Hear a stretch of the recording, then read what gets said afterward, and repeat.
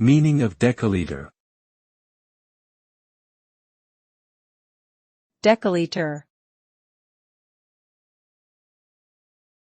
Dekaliter. Dekaliter. Dekaliter. A dekaliter is a metric unit of volume that is equal to 10 liters.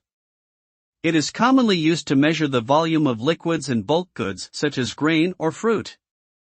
This unit of measurement is part of the International System of Units, SI, and is used in many countries around the world. 1 decaliter is equivalent to approximately 2.64 US gallons or 1.98 British gallons. It is often abbreviated as DAL and is derived from the Greek word deka meaning 10.